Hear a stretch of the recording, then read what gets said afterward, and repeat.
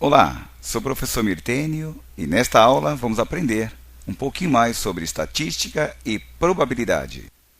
Nesta aula, vamos revisar teste de hipótese, utilizando fórmulas e também o Excel. Teste de hipótese, faremos agora esse exemplo. Extraiu-se uma amostra aleatória com dimensão de 30, amostra igual a 30 elementos, e uma média de 70 de uma população com desvio padrão igual a 20. Calcular o valor de prova de hipótese nula igual a 80 e a hipótese alternativa, a média populacional será menor que 80, com uma significância de 5%. Ok, então nós vamos fazer um teste de hipótese com esses dados do problema, lembrando que a hipótese nula, ele informa que é igual a 80 e a alternativa, ele informa que é menor que 80, porque nós encontramos uma média igual a 70. Então, nós vamos fazer um teste com esses dados do problema. Agora, nós vamos decidir qual tabela vamos utilizar para valores críticos. Como o desvio padrão populacional é conhecido, nesse caso é igual a 20, ele é conhecido? Sim, vamos usar a tabela Z. Caso não fosse, eu faria uma outra pergunta. O N é maior ou igual a 30? Nesse caso, o N é 30, é maior, nesse caso ele é igual a 30. Então, usamos a tabela Z como comparação com Z crítico. Vamos agora utilizar a fórmula do z-teste, que é média amostral menos média populacional dividido pelo erro padrão da média.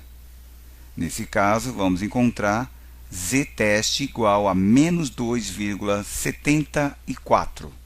É esse valor que agora eu vou tentar verificar se ele é maior ou menor que o z crítico. Agora, nós vamos fazer o comparativo com o z-teste e o z crítico, utilizando o gráfico. Nesse caso, nós percebemos que deu menos 2,74, vamos observar à esquerda. Menos 2,74, ele é um número menor que menos 1,96, que é o valor crítico. Está na região de rejeição, portanto, vamos rejeitar a hipótese nula, com 5% de significância. Nesse caso, a hipótese nula era igual a 80.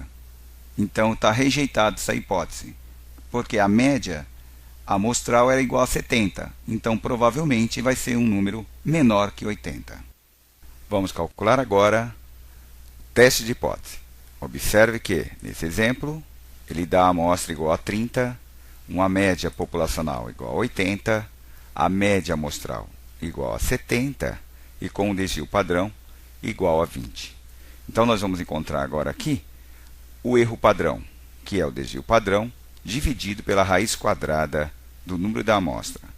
Então, igual desvio padrão dividido pela raiz do número da amostra. Então, encontramos um erro igual a 3,65. Aqui o nível de confiança também foi dado no problema, que é 95%. Encontramos aqui o alfa igual a 0,5, ou 5%, que é o que falta para 100%. O fator de confiança para 95 é 1,96. Você vai consultar a tabela Z. Então, você vai digitar 1,96. Encontramos aqui a margem de erro, que é o valor Z, 1,96 vezes o erro padrão, deu 7,16. E aqui você vai fazer o teste de hipótese, que é pegar a média amostral menos a média populacional dividido pelo erro padrão. Então, se observar a fórmula, foi feito esse cálculo. Nós temos aqui o p-valor. Muito bem. Nesse caso, nós vamos rejeitar a hipótese nula, pois, observe, 2,74 negativo, ele está na região de rejeição, que vai ser comparado com o fator de confiança, que é de menos 1,96. Uma outra forma também que nós temos como verificar é analisar se o p-valor ele é menor que o alfa. Se ele for menor que o alfa, você rejeita a hipótese nula. Neste caso, 0,0031 é menor que 0,05. Então, nós vamos rejeitar a hipótese nula. Tá? Com certeza, a média populacional não será igual a 80, será menor que 80. Vai de acordo com a média amostral. Temos uma outra forma também, que é de introduzir os dados numa planilha caso. Vai ser a média 80, a média amostral, que é 70, o intervalo de confiança, que é 95, o desvio padrão, que foi igual a 20, vamos digitar 20, e o n, que é igual a 30. Então, introduzimos os dados aqui. Nós percebemos que o valor crítico de 95% é 1,96 negativo. E o z-teste é menos 2,74 negativo. Ele está na região de rejeição. Portanto, só confirmando, nós vamos rejeitar a hipótese nula. Encerramos por aqui mais uma aula sobre estatística e probabilidade.